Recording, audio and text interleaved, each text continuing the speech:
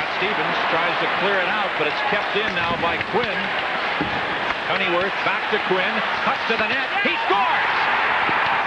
I don't know how Quinn found a spot to shoot that puck past Malarchuk, but he got it past him and just tagged the corner of the net. The game is tied at 1.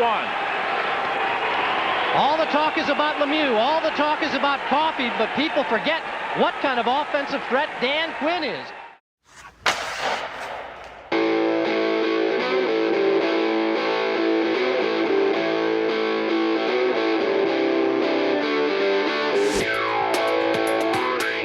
And now, ladies and gentlemen, boys and girls, a special hello goes out to the Director of Media for the Boston Bruins alumni, Mr. Mark Bullard. Nice to meet you, Marty.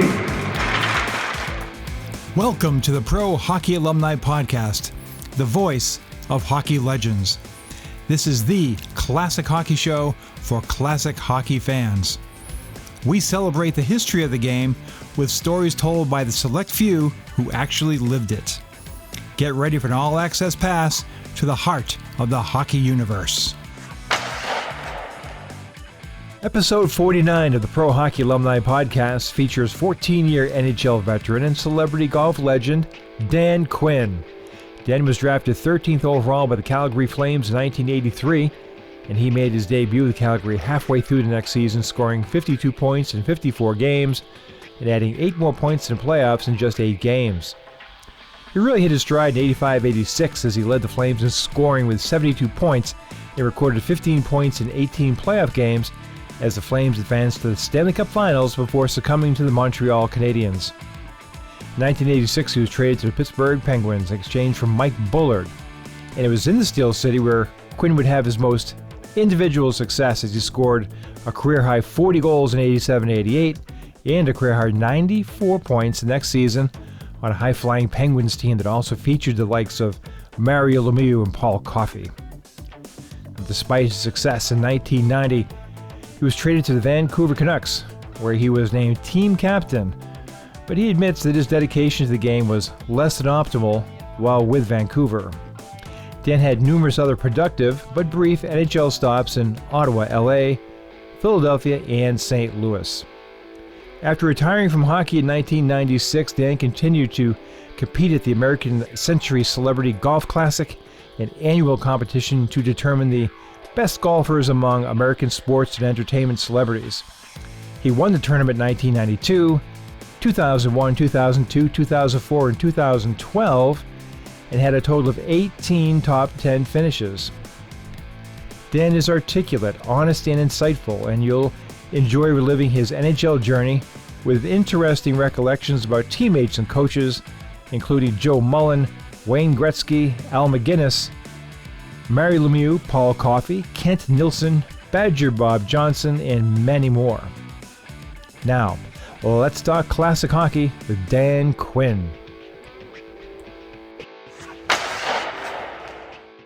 We're back on the show, and we are thrilled to have a veteran of 14 NHL seasons, 885 games, piled up 685 points in that time period. Also went on to enjoy a great career, post-career, as a professional golfer, Dan Quinn. Dan, thanks so much for being with us today. Mark, thank you. My pleasure.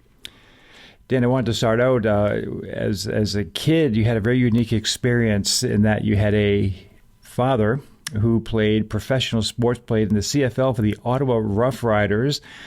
Do you remember him playing, or were you old enough to remember him playing, and what was that experience like having a pro athlete as a dad? So my father played after college, or he went to Canadian College or Queen's University. We played a little hockey and a little golf, or a little football, I should say, at Queen's, and then played for the Rough Riders for about 3 years. But the money was, once my mom was pregnant with me, he had to quit. So it was, he had to get a real job. Right. He had to get a real job. So, but to coming back to where I did get some experience, I born and raised in Ottawa until we moved to London, Ontario, in Canada when I was 12. I got to definitely go down as I was on the sideline a bunch, water boy for a bunch of games. I can remember vividly still some of those moments and some of the players from Tony Givey, you wouldn't know them, but CFL was pretty big for us DirecTV and the mass markets for the NFL. CFL was pretty big for us Canadian kids growing up. Right. And I would only have access to the CFL when guys would jump over to the NFL over the years, or like guys like Johnny. Like Tom. I think it's Tom Clement and Conrad Holloway. And this is back like the Warren Moon era. They kind of come up there, but some of those guys, Conrad Holloway was the quarterback for Ottawa, a little too small for the NFL, but I can remember some names. I mean, I'm talking about 72, 73. So just a little, to your point, the experiences that kids get, sometimes they last for a long time. But it was definitely more of that back then than I think there is ongoing now. There's not, although I did see some guys on the off, like linemen transfer from the CFL up to some spots in the NFL this year. Right.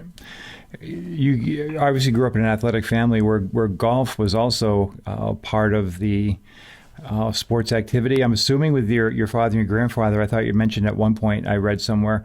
So you kind of got some great, in addition to being able to be on the sidelines of the Canadian Football League, you also had a chance to do some good things golf-wise as a very young person, playing some big tournaments, and eventually you have to make a decision about hockey as a young person. But talk a little bit about the influence of golf and your family's involvement as a young kid.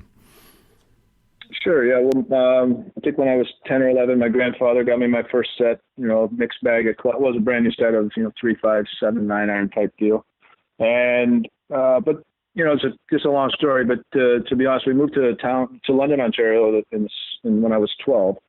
And they had I had the most amazing life there. I always played a lot of sports. So I say that to all this one sport parents, to these kids at that age. I was still playing some Little League and, kind of got away from that quickly. I fell out of it, but fell in love with golf. So I did golf all summer and then hockey all winter, never hockey in the summer. But we moved to London, Ontario when I was 12, and there was a 9-hole, like par 32 executive kind of thing attached to a course called Thames Valley, and it was public, and for basically $2 to $4, depending on if it was a weekday or weekend, you could go play all day. And nice. Once I was like 13, I was able to ride my bike with my clubs on my shoulder, and it was about a 5-mile ride with a big hill coming home. Going down wasn't too bad because it was down on the river. But I ended up, Marcus, where I did all summers. I ended up working at the course so I could play for free. I ended up working in the shop. I worked on a golf course one summer.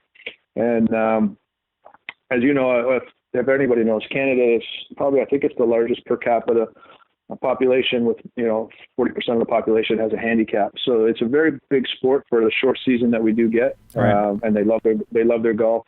Now we've got I teared up yesterday. I'm from Ottawa. There's a little girl named Brooke Henderson, if you follow sports at all.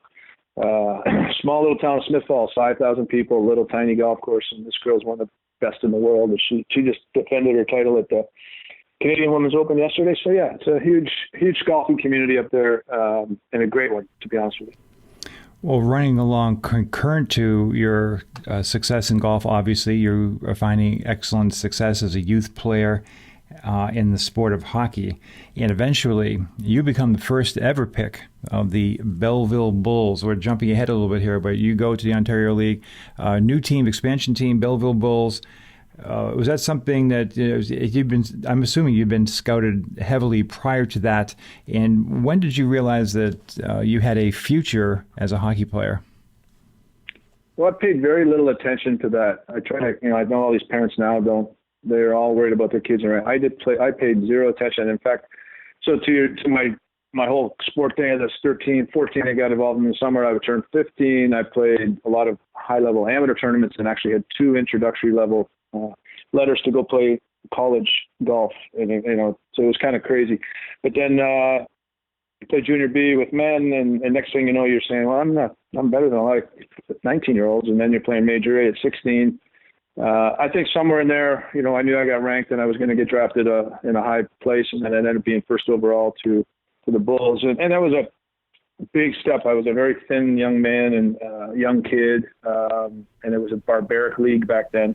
Right. So it was a big step, and it was try not to get killed and whatnot. But that summer, I think I scored 19 or 20 goals and felt, I don't know. It wasn't the best year. I had a lot of good games. I had a couple of good hat-trick games, but I had a lot of bad stretches when I didn't really learn how to, train or eat or hydrate or all the stuff. And that summer I went home and worked out, had a little growth spurt.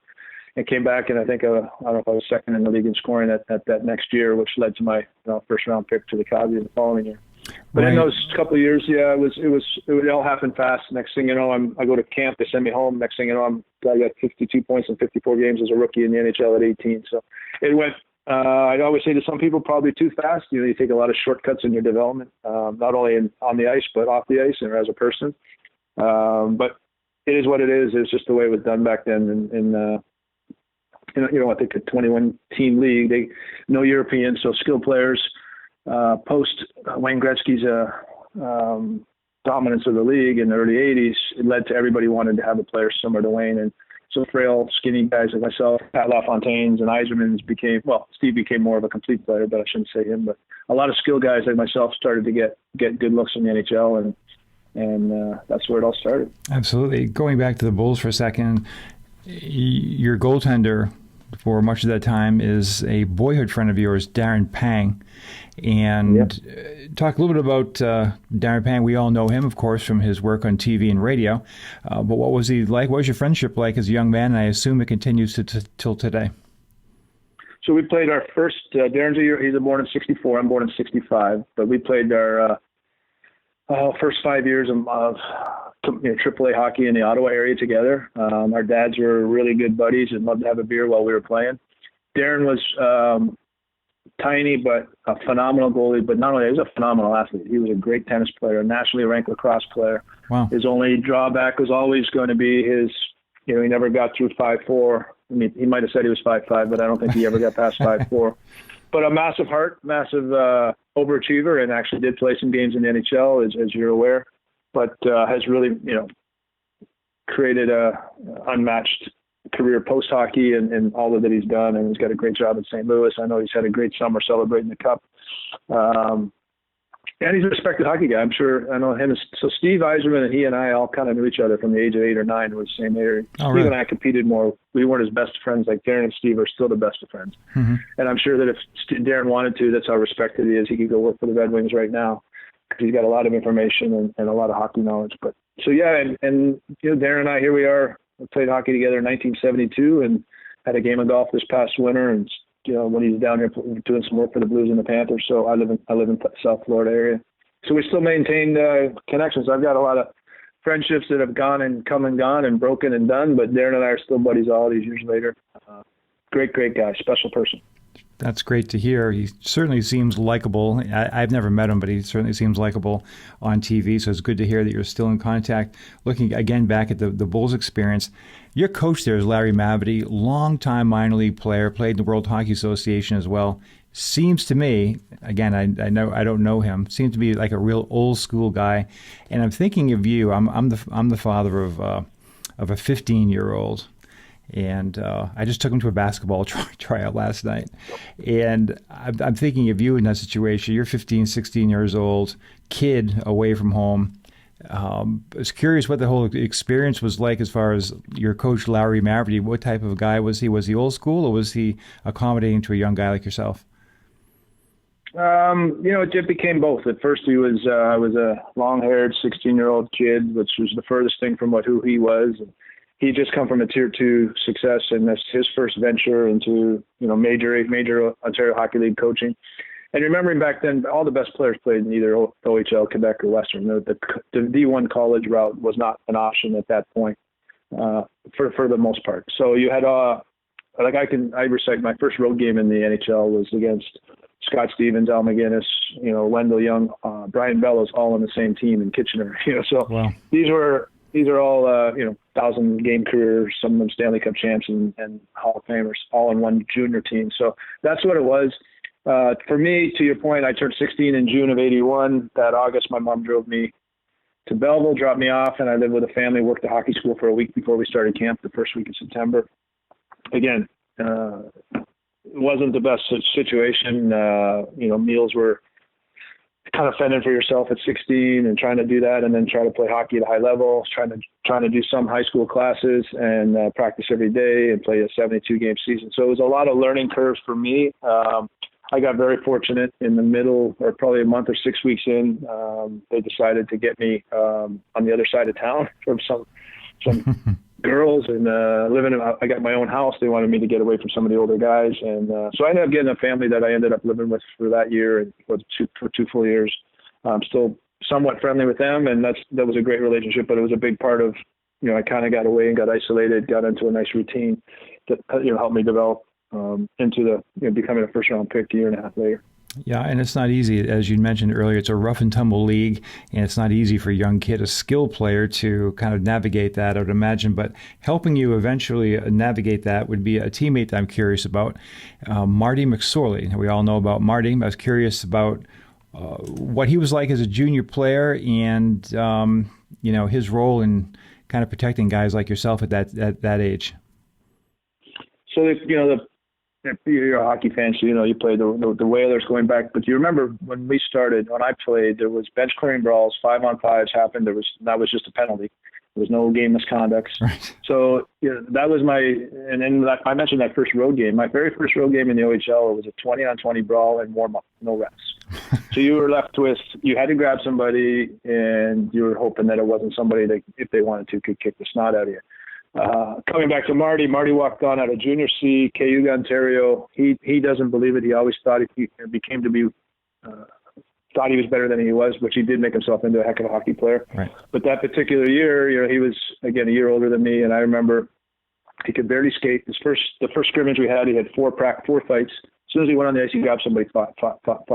And finally, Larry Mavity yells down, "Marty, get off the effing ice. We got to fucking have dinner sooner or later." Excuse me for swearing.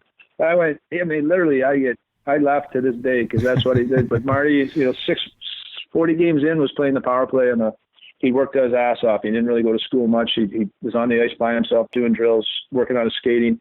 But as far as a guy that had your back as a teammate, and I'll come into the next part of that story, is, Marty was, we had 4 Martys on our team. So I was very, very well protected.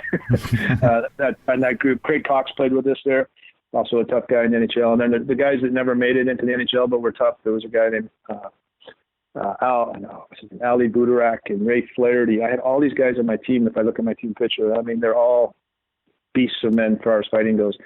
But that summer, after my first year coming to Marty, Wayne Gretzky bought into the Belleville Bulls, and ownership group coached a little game, came to camp before he went to Oilers camp, and that's when he first saw Marty. And lo and behold, once Marty played that year and went to Pittsburgh's training camp, he was quickly acquired by Edmonton. And Gretz knew that he was one of those guys. Put him with Semenko, they had a pretty good tandem of protection out there for him. Right, and you get a chance to play against them quite a bit later on. We'll get into that later. And I had totally forgotten that Gretzky had bought into the Belleville Bulls, so that's very interesting.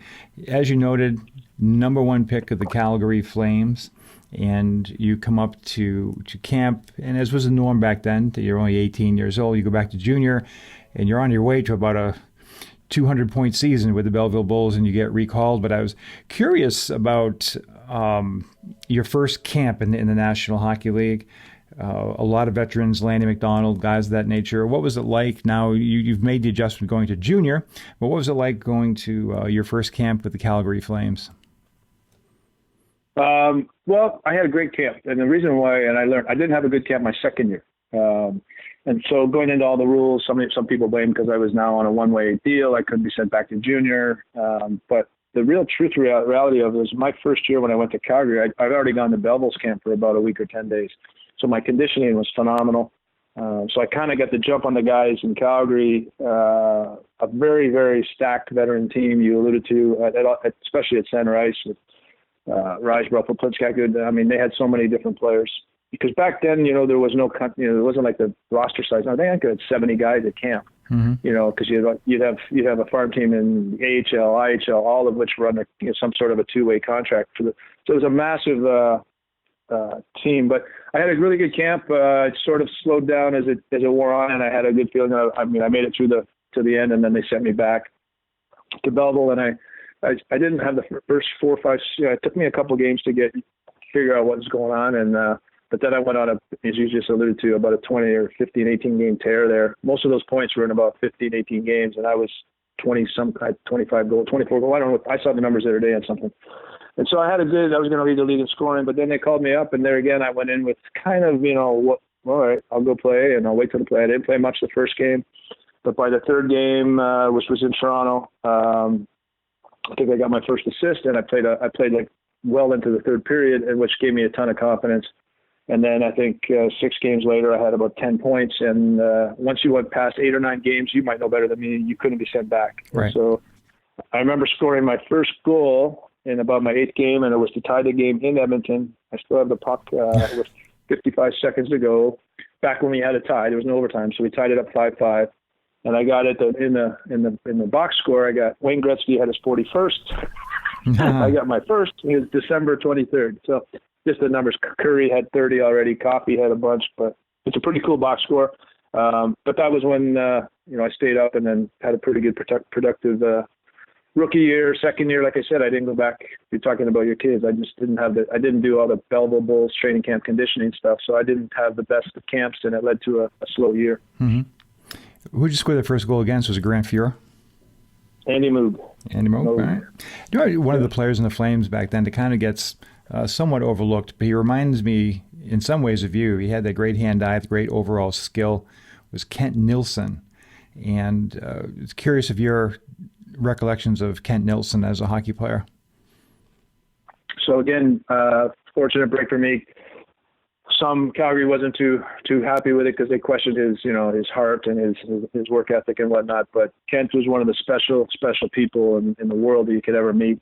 Number one, I'll give you the greatest compliment that I can give him is Wayne Gretzky and I are at his fantasy camp about 3 years ago, 2.5 years ago. We're having a beer, and I was talking about most skilled players, and he goes, by far it was Kent Nilsson that he ever saw. So you're talking about a lot of people that Wayne saw over the years. So you got to practice with Kent. Kent was nice enough to open up. They put you up in a hotel. I was 18 when I got called up. He goes, "No, come stay with me." So I stayed with him and his wife at the time for about 3 weeks. So I got some home cooked meals and a nice, fresh bed. And it was, so I got a massive place in my heart for Kent. And it was a big part of the reason, we had my first Christmas away from home. That we played the 23rd and 26th. I spent it with them. So a massive place in my heart for Kent. And to your point, I mean, there's a lot of better players, but not many more could dance and fly and skate and shoot and pass with all of the skills that Kent had. Absolutely. Your coach at the time, Badger Bob Johnson, is new to the National Hockey League, a lot of success at the college level, and he's still learning what's going to work at the professional level. Now, my impression at the time was you're kind of a hotshot kid you're 18 years old, a junior kid, a number 1 pick. He had worked with a lot of collegiate players, so he's still adjusting to you and you to him. What was your relationship like with Badger Bob? That's a great, as I look back, and then I think you touched on that you were in Pittsburgh at some point where he ended up. So somewhere between his, Calgary experience and there, he had learned, he struggled with talented players. Meaning that, you get a guy that you want to go through the roof for you and produce for you, but then every now and then he'd skip you on a shift just because he didn't really understand the professional nature of all of us that had made it that far. We're not used to having, just for some reason, being embarrassed by skipped on a shift or put off a line they should be on or missing a power play. And he struggled with Kent way more than he did me. Kent was out, about a year or 2 years, and he should have loved Kent Nilsson. But I think by the time, so to your point is, he was used to being able to do stuff to college kids that he didn't really. And that time, those college kids were they'd give their right arm to play D1 hockey. None of them were going to be, very few of them were going to make professional. Right. That he coached, in Wisconsin, a few of them maybe made some Olympic teams, but he'd never been with guys that had been, the best of the best in Major A, or their groups of, pockets of Toronto or Ottawa or Canada, where most of us had grown up. And that said, probably I still do drills and I coach kids now. He was a great, we had a great power play. Some of the best power plays still in the history of the game. He ended up, he had a great strategy for a lot of stuff. Sometimes he overcoached. Sometimes he didn't manage his bench as well as maybe as he could have, but a massive, passionate hockey guy. I'd probably say the most sound coach when it came to fundamentals of, mixing in skills with flow and drills of all the coaches, many coaches that I did have. And I think by the time he, got out of Calgary and then took the job in Pittsburgh, he realized, if Mario looks down and he wants to go out, he's going out. Right. So, that you open the door when your best players, and therefore the best players will go through the wall for you. But when you skip them a little bit or don't do it, there's an art to that. And all good coaches in the NHL that listen to your podcast know what I'm talking about. Right. It's not as easy. They time ice time now. Back then, I mean, if Mario played 19 minutes like Sidney does now, he would have killed the coach. He played 26 minutes. Right. And that's what he expected, and he wanted to, and that's what it took for, that's where they got to. Wayne was the same way. So that's really the only thing I say when you ask me the question about Bob Johnson. He I think by the time he got to Pittsburgh, I believe won a cup before he fell ill. Right. But a massive hockey man and a great passion for the game. I would say I wish I would have had him in my 5th or 6th year, not my first couple, because I've never been. I mean, I was ready for stuff, but once I'd scored and earned and was producing, it was very hurtful to sometimes be skipped out of shift or, miss a period because they didn't think you could play defense or something. Which happens, but it was very hurtful, and sometimes, you'd sulk and it would make you have a bad stretch for weeks at a time and lose even more ice time. So that's the only thing that I think that is a battle when you're, you come up from a college coach to a professional coach. Absolutely. Well, the team is extremely talented, and the team is starting to come together. And in 1986, you make it to the Stanley Cup Finals. You have a productive finals yourself, I believe. I don't have it in front of me, but I believe you scored the winner in Game 1 of the finals that year. Talk a little bit, and I wanted to mention that because at the end of the season, you get Joey Mullen, a guy that I see a lot here. I work with the Bruins alumni. He lives here in Massachusetts now. He comes onto the team. I think he made a big impact. Your team pulls together, and talk a little bit about that intense experience of getting to the Stanley Cup Finals. And again, you had 8 goals in just 18 games. Talk a little bit about that whole stretch. Sure, thanks. Yeah, no, that was a culmination of 3 years of Calgary, and you brought up something about the Oilers. The Oilers won their first cup in my first year, but that first year as a rookie, we took them to a 7-game series in the second round.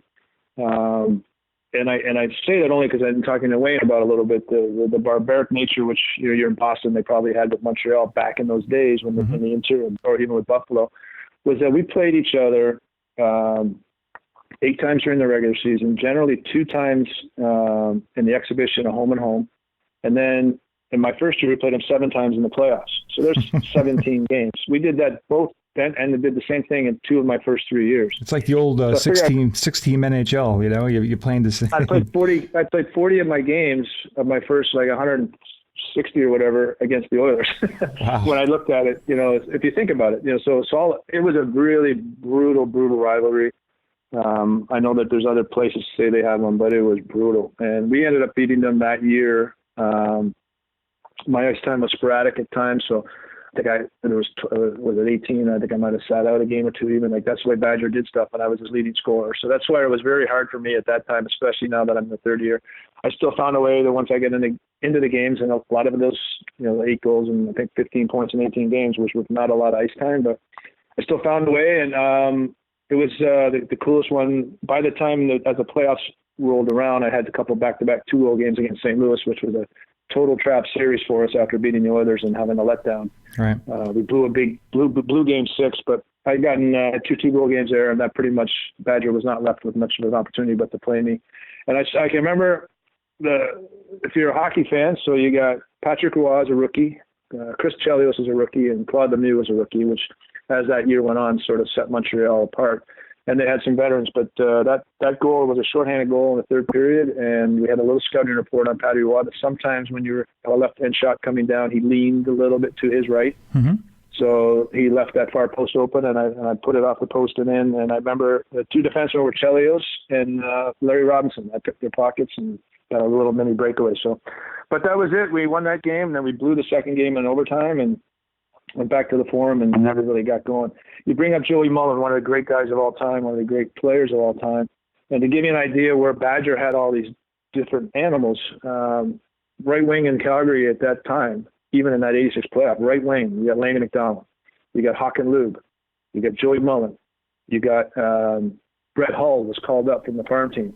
Mm-hmm. All right wingers. Then you had your grinder, your must-play players like the Colin Patterson and Tim Hunter, I mean, it was ridiculous the amount of bodies we had at certain positions, and for everybody to get their adequate ice time, be put on the normal roles was very difficult. So Game 3, if you can imagine, his first NHL game was Brett Hull's third game of the Stanley Cup Finals. They scored 50 in Moncton. They brought him up to practice.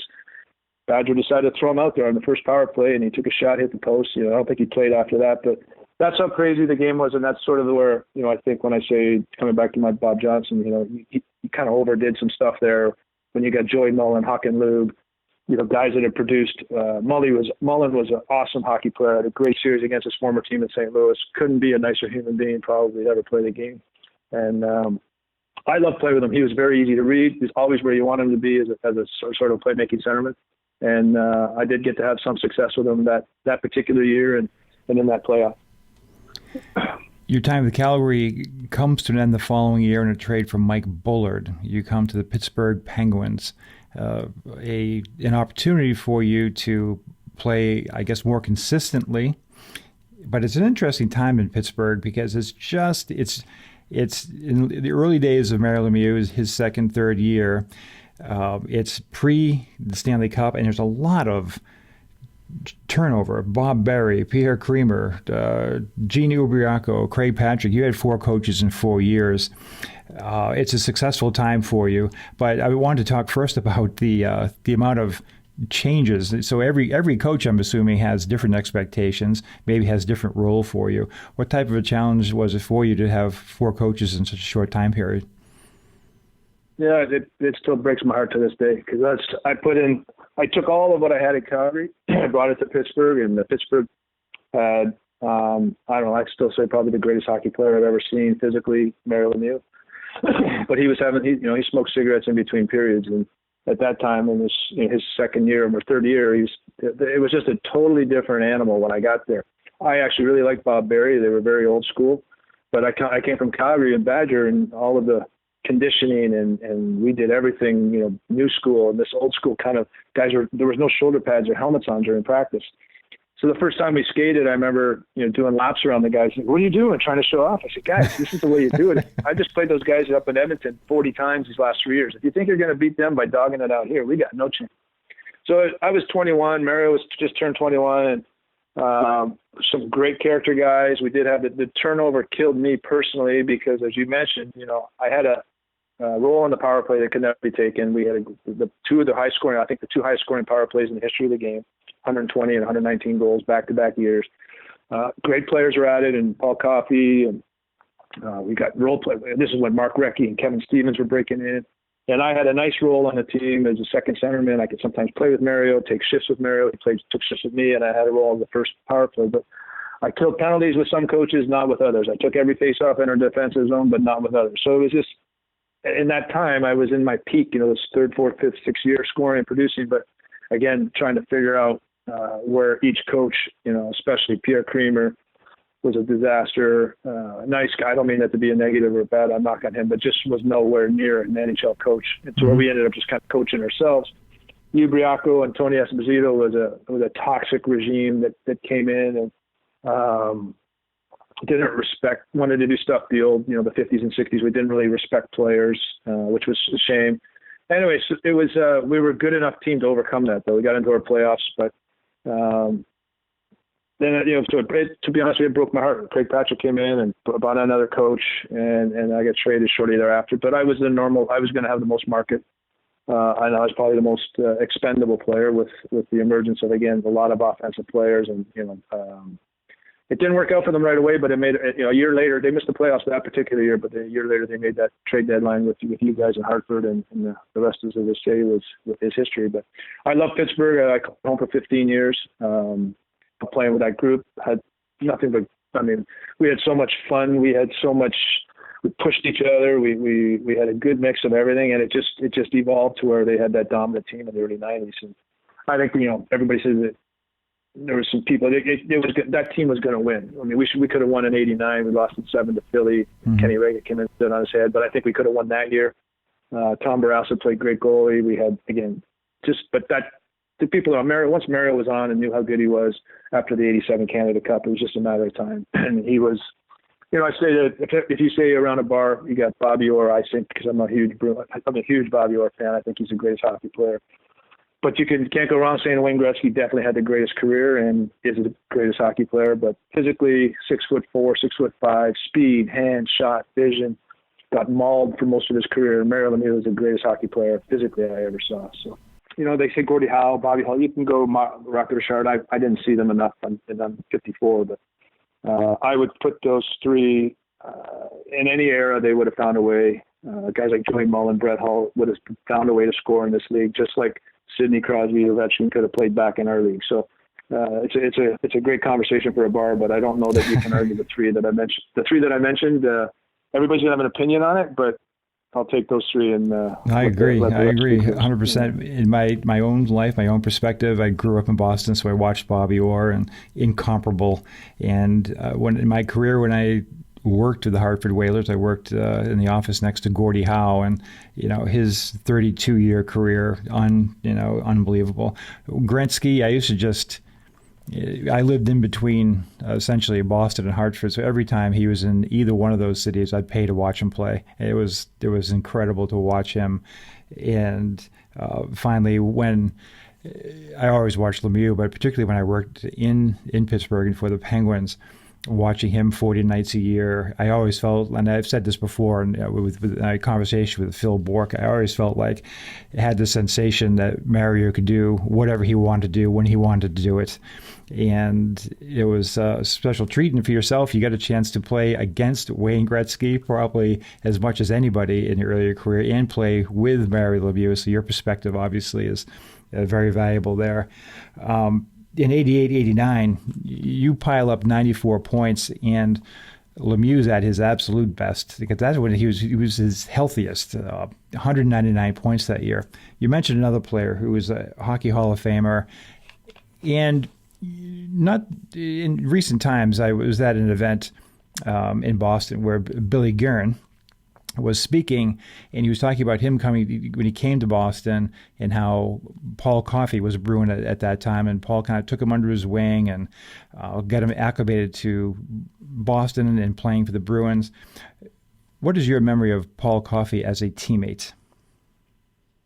Sure. So Paul was, he came from that. He knew what it took from that Edmonton and the Calgary. So we had to play together for a lot. So we've had a lot of gloves in each other's faces. And I remember, again, a lot of things I did well in my career, a lot of things I didn't. But the first thing I did when he got there is gave him a day or two, and I said, Paul, I got a 3-bedroom townhouse. It's all yours. Come. Because I remember when I got traded to Pittsburgh, I stayed in this Holiday Inn in Green Tree and for about 3 weeks. And, I was right on the edge. I mean, I was miserable. I didn't know what I was. There was no eating in restaurants, and I finally just went and bought this place in December of '86. And I forced myself on 2 guys that had like a 5-bedroom house. I said, guys, I'm coming to sleep there. Nobody asked me, I don't want to tell you who it was. So I'm going to go sleep there and I'm going to go buy this house. And I closed on it in December of '86 in Upper St. Clair, if you know Pittsburgh. Mm-hmm. But I remember Paul got traded there, whatever year that was, a year later, and I just said, come stay with me. And he and I are still in contact and talk sometimes 5 days a week, text. And so he learned. Paul was, he came from a great environment. That Oiler team was not just Paul and Wayne. I mean, Mark Messier, arguably the greatest captain of all. You got Glenn Anderson and Lee Fogel and the leadership, and Charlie Huddy, who's still a coach in the active coach in the NHL. So Kevin Lowe, Craig McTavish, they had Paul's been around a lot of characters. So I can only imagine when Billy Guerin got there that Paul wasn't going to, be Paul Coffey, the standoff Hall of Famer soon to be. He was a Stanley Cup champion. He would definitely realize that the best way to make a team better is to make everybody feel a part of it and welcome. And again, I did that for Paul, and he moved in with me for about, 3, 4, 5 months. He had a room, and we did a lot of dinners together at the house, and didn't necessarily socialize a whole lot, but it was just good to have had that experience for him when he the ability to offer that. It just wasn't in the Pittsburgh mentality at the time. Mm-hmm. Obviously, it evolved to where when Mario got Sidney lived with Mario. I mean, it's obviously evolved to where that's just the way Pittsburgh was, the culture of Pittsburgh was at that time versus the way it became. And so yeah, Paul was great. He's another one that'll go down.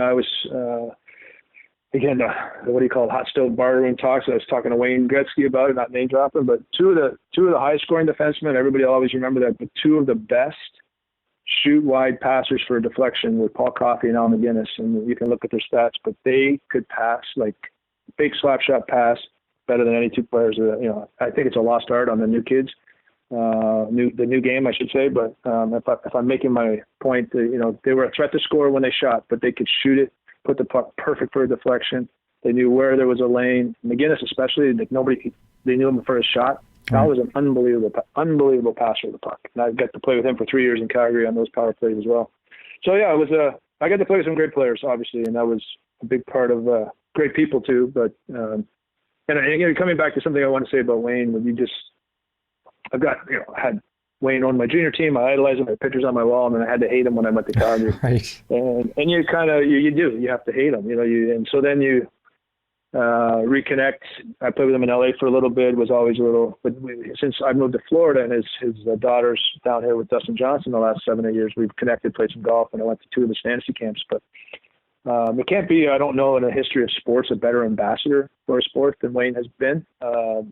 If you look at how he speaks, how he's still gracious, humble, how he went from Edmonton to LA. Now there's 3 teams in California, 2 in Florida, 1 in Phoenix, 1 in Dallas. None of that happens if it wasn't for Wayne Gretzky. So right. I think both Bobby and Mario are even more humble and not too good in that role. And I think that's why sometimes people might not think Wayne is as good as he was. But what you said, I watched Wayne play hockey where he just dominated games and obviously won championships and almost carried LA to a championship. And so, yeah, it's a great conversation to have, but you can't go wrong with all those 3. No, and probably nobody more influential in the history of hockey, perhaps in the history of sports, of any player. You could talk about maybe Babe Ruth or something way back when, but in the end, Wayne Gretzky, as you noted, there would not be hockey in so many areas that are thriving right now, if not for him. You yourself, Dan, you've always been a popular player among your teammates, always very well liked, and your stay in Pittsburgh was highly successful. It had to, I'm just making an assumption, it had to be disappointing or it had to be somewhat hurtful to be traded to Vancouver. How did you hear about that, and what was your reaction to that trade? Well, I was heartbroken. To your point, I was in New York City, and I think it was early January, and we had a game that night, and I was out for a walk, and then I got back to the hotel room, and the light was blinking, and that's when I got told that I was traded to Vancouver. And so you're going to say I was popular with teammates, but I was not going to be too popular in Vancouver very long because I didn't have the best attitude out there for my stay. It's probably one of my biggest regrets. They made me a captain. I got a pretty good deal at the time that summer. Had a good player in Trevor Linden, but I just had that old Smythe Division feeling about what the league looked upon in Vancouver as, which was just not the place to be. Right. And we beat them in Calgary. We beat them my first year in the first round. Played them 8 times. My first 3 years. So I got 25, 6, 7, 30 games under my belt against them as well. So it was, but I was, 25, and I called Pittsburgh home, spent summers there, loved it, loved being a part of that group and team. And I sort of tried to embrace it. I went and had a really good camp. And then the travel, my attitude, everything just was horrendous. And it's one of my biggest regrets because I should have been much more professional about it. And come March that year, I got traded to St. Louis. And it was sort of you answer. I had some productive parts of the time when I went from Pittsburgh to Vancouver, but my love of the whole game and the whole business and the process. I didn't train as hard that following summer, and consequently led to about another poor year. So it was very hard because I sort of had this dream of playing in the NHL and being a part of a good group and a good team, and I sort of had that in Pittsburgh, and it just was a little bit of a breaking of the dream that you had, Mm-hmm. Calgary was Calgary. Pittsburgh was the dream. It was a great group of guys. Got to play a lot of hockey. Could trust that I was going to get ice time. Had a nice role. So yeah, it was a good hockey team that was going to go somewhere and make the playoffs. So it was disappointing. Obviously, you're playing for several teams in a short amount of time, and that obviously has to take some of the love out of the game, a lot of transition. Another thing's happening too in that time period, Dan, and that is the real advent of a lot of clutch and grab and interference, and very tough for a skilled player to get from point A to point B. I mean, it was sometimes it really almost ruined the game, and it was frustrating to watch a lot of times. Was that a factor for you when you look back at it? I know it was a factor for Mario, and I remember watching him in 96, 97, his last full year of his first tour, and saying to myself, it was a game against Calgary, and I remember him just getting just so upset, slamming his stick down and storming off the ice. Kerry Frazier was a referee or something. Something wasn't getting called. But my point of all that is, was it like it was for a fan to watch it? Did you find yourself the game slowing down for skilled players like yourself? No, you've said a lot of things that are very impressive in this interview. So I appreciate that. No question, the game got to a really bad spot. I think it was a little bit of Kevin Constantine in San Jose, an expansion team, and Roger Nielsen down here in Florida. They literally didn't forecheck. And as soon as you got in the neutral zone, they had a stick on your hip, and I called it water skied. They just water skied behind it. Right. And it just took the flow of the game. The game in the 80s, early 90s was, as I always said, barbaric, but it had some flow to it. And then when expansion came in, they just decided, all right, we'll just sit back and we'll clutch and we'll keep these, and they let them do it. And for a guy like me that always gave up, I was, 5'11", 175 most of my career. So I'm already giving up about 2 inches and 25 pounds per guy. I couldn't get away from anybody as they got quicker, and then they were allowed to maul and grab. You just couldn't get separation, and you couldn't find. Space was becoming even more hard to find. But, once you even had to step on somebody, they could stick their stick out. They had that corkscrew. A lot of the defensemen that couldn't skate, they started putting their stick between your leg as you were coming down at them, and they corkscrewed you. Right. So it was a bad stretch in there. The mid '90s, it came into the game, no question, and very good point by you. It wasn't just Mario though; it was everybody. It took its toll on so many guys that you can look at. They had, skilled players especially. Some guys survived it. Don't get me wrong, but it was not a good look, and it took the game into the early 2000s, I think, to realize that they were gonna go nowhere with the way the game, not go nowhere, but they weren't going to be able to branch out into the modern world with the way the game was being played at the time. Right. It was kind of the dark ages of hockey. Even for myself as a fan, I really tuned out a lot of it. And over the past few years, as you noted, especially since that last lockout thing, the game is kind of reminiscent of the game I used to really enjoy watching. With, as you said, it's not as barbaric, but there is a lot of flow, to be sure. Now, that last season, you returned briefly to Pittsburgh, but I'm curious about your thought process, because you have something going on that's a little different than most, and that is you have a second career that can be substantially lucrative on the Celebrity Golf Tour, and you didn't need to hang on or necessarily go to Europe or whatever you may have done at that point. Does that impact your decision to retire from hockey? I'm assuming it does. It's an obvious question, but where you have a very lucrative skill and career opportunity in golf at the end of your hockey career. Yeah, it probably wasn't the best perspective to have, but to be honest with you, so like everybody, I didn't get traded. I think I got traded 3-4 times. I ended up signing for like $500,000, which was just under. As long as you were under the average, you could become a free agent. I would just sign 1-year deal. So I signed, a 1-year deal in Philly, 1-year deal in Ottawa, a 2-year deal in Ottawa that became a Phillies deal. And I did a 1-year deal in LA, and then did a 2-year deal with Pittsburgh, again, keeping under that. So I had the flexibility if something I thought was great. Well, the opportunity after a pretty good run in Philly, they decided to, they gave me the option. Well, I can't remember, whatever. I bought me out, or I had a year left.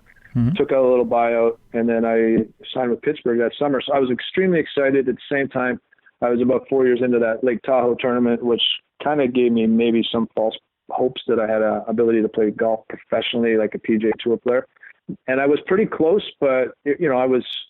I'm not one of those guys who can tell you. I know that the way I did it, I was going to have to stop everything and just go at it. But that's not the way it was back then, and I wasn't good enough to play a tour golf. But to your point, I was making $500 at hockey, and I could make these celebrity tournaments popped up and a couple other things. I could make myself anywhere from $150 to $300,000 and play the sport I love 365 days a year. So, yeah, my training in the summers tailed off a little bit, and then the start to that year with Pittsburgh was a disaster. And I said, let's go play some golf. And they, the clutching and grabbing, it was brutal. And then I wanted to play in Pittsburgh so bad again. I had a house in Nevillewood. I loved it there.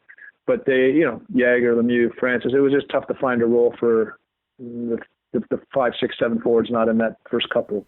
That team struggled that for a little while as well, as that late 90s. And then they came in with a whole other Nedved and Straka, and I think. But to your point, yeah, I played some golf, and I've had some good years. I ended up playing in Tahoe for 23 years. I won that 5 times. I went to Q school. I played in a couple of Nike events the summer of 97. The Nike Tour at the time, which is now Corn Ferry or whatever you call it. And I got to do something I loved. And then, post 9/11, that wasn't really, there was only 1 or 2 tournaments, so it wasn't enough to justify doing golf only. So it was always a trick box. I love golf that much and I was decent enough that I could have maybe made it if I didn't have hockey, but I know one thing, if the contract sizes are what they are today, it would never have entered my mind to try to play. And I guess I was always going to be, I could be a top 30 or 40 player in the league. So I was always going to make what these guys make now. And if you look at my stats in those key years, golf in the summer would have been just that, golf in the summer. Right, exactly. So, no, that's understandable. I did have one last hockey question to ask you, and that was, we're just about to wrap up here, but I had a question about, you had 2 stops in Ottawa, and one of which, Pierre McGuire, I was curious, Rick Bowness, first of all, was coach of Ottawa at that time. I always felt he was highly underrated, but he also had Pierre McGuire in there as well. Did you play with Pierre? What are your memories of him as a coach, if indeed he was a coach there when you were there? Oh, God. So, yeah, Rick was there. I did 2 stints. I came back after a contract thing, whatever, and played a little bit with Ottawa and then screwed around. A guy named Randy Sexton screwed me around. So I went to LA for that year, and then that summer, since free agency opened up again, I signed a 2-year deal in Ottawa, and I was pumped because I think, to your point, Rick was a great coach and had a great way with me. Could look at me one way, and I knew I got the message, but he also trusted that, he knew that I was going to play hard and play as a skill player, but play hard enough that he would tolerate and make sure I got my ice time. And that was I couldn't wait to go back and have a nice, if not finish my career there, the summer of 95, I believe, 95, 96. And I broke my hand. I had a 6-point game, a hat trick, and I don't know, maybe the 7th or 8th game actually in Hartford, I broke my hand. I came back. He was fired in that stretch. He didn't have me. He didn't have Alex Yashin as a contract holdout. They fired him and Alain Vigneault, and 2 guys still coaching, 24 years later, I think, in the league. So that speaks to the kind of coaches they were, the longevity they've had. And Alain got head jobs at a few spots. I believe he's still coaching. And Rick, I believe, was an assistant in Tampa and is still in the league. And then they replaced him, if you can imagine, when you talk about, and I get disappointed when I talk to a guy named Randy Allison, who I think coached maybe 15, you can pull it up, 15, 20 games. He hired Pierre McGuire as an assistant. And I knew of all the guys from Pittsburgh that had told me about him. And I mean, maybe the biggest two-faced, coach, laugh at you, smile at you, and then go tell her how this Quinn sucks. He's not going to do this. And that's what he does. And so if he's a friend of yours, I apologize, but that was it. I was only there a little bit, and I could see it right away, and then I was gone. And then I went to Philly. I got lucky to get to go play with some great players. I had a great time with that group, Luke Claire and Lindros. Got beat by the clutch and grab Panthers in the playoffs, but it was fun. It ended up working out, but I was really pumped to play for Rick, and then he got fired. I think I only got to play 10 or 11 games, and then I broke my hand, and they fired him while I was in a cast. Mm-hmm. Wow. So that's all. Yeah, it was you're very point on, though. I mean, Rick was a great coach. He is a good coach, and I think any guy that's coached back in that era and through the clutch and grab and then coached in this modern era has obviously got some flexibility and adaptability to be still working in the game is phenomenal. And Alain Vigneault, same thing, because the game has changed. The analytics component, the conditioning, the chefs in the locker room, the charter flights. All the stuff that this game's taken on these last 25 years takes a lot of different scenarios to coach. But I'm a stage of my era. I think I like the game now because I see Rick Tocchet having success and Craig Berube having success. Guys from our era, you got to tip their hat. A little bit of the mix, right? The modern and the old. Right. And so the guys are having success in the league. It seems, Boston, you got Bruce Cassidy, you're my town, Ottawa, is a year younger than me, plays my brother in the P in Ontario, coaching the Bruins, so I loved it. I was torn. I just love seeing two guys from my era in the Stanley Cup Finals coaching teams. So it's somewhere in there. There's a message to us all, isn't there? Absolutely, it's a very, very good point. And again, to be able to adapt from an older school to the new school today and then stay and succeed certainly says a lot. And for yourself, obviously, a lot of success in a number of different areas. And Dan, I was just curious, for the fans, what's Dan Quinn doing now? I know you're in Southern Florida, and you've got an awesome family. What's taking your attention these days? Well, I've got a bunch of different projects. Kind of like a lot of people, I've had a lot of these CBD opportunities. So I've got 2 or 3 of those ongoing that I coach. Last 2 years, I've done a spring hockey program. So I was just down at the rink today, put some stuff on that. I've got some friends, former Patriot, a former Steeler, Josh Miller, who punted, just moved down, and he's got a great sport, gel sport it's called. They have a great training aid that's in 41 or 42 of the D1 schools.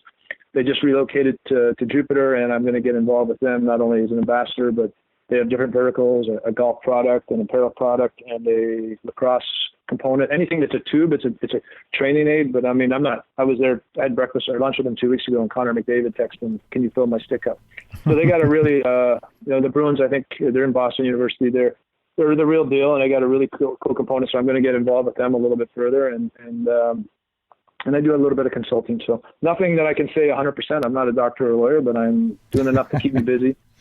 And there's one thing I've learned in retirement, you can only play so many Nassau's. So I'm going to play. I'm going to work until I don't work anymore. I got to have something to do. Absolutely. We're glad to hear that. And we're really glad to talk to you today, Dan. It was a fun interview with a lot of good information. Thanks so much for spending time with us. And we look forward to talking to you again soon. My pleasure. Anytime. Have a Thanks, great day, Dan. Mark. Take care, bud. Bye. Thanks for listening to the Pro Hockey Alumni Podcast, the voice of hockey legends. Just a reminder to please consider giving the show a rating and or review on Apple Podcasts. The link is in the show notes. These ratings and reviews help us become a lot more visible and make the show more accessible to hockey fans everywhere. I personally read all the reviews and greatly appreciate them all. If you have thoughts or suggestions for the show, you can contact us through our website at prohockeyalumni.org, or be sure to follow us on Facebook, Twitter, Instagram, and YouTube at Pro Hockey Alumni. Thanks for listening.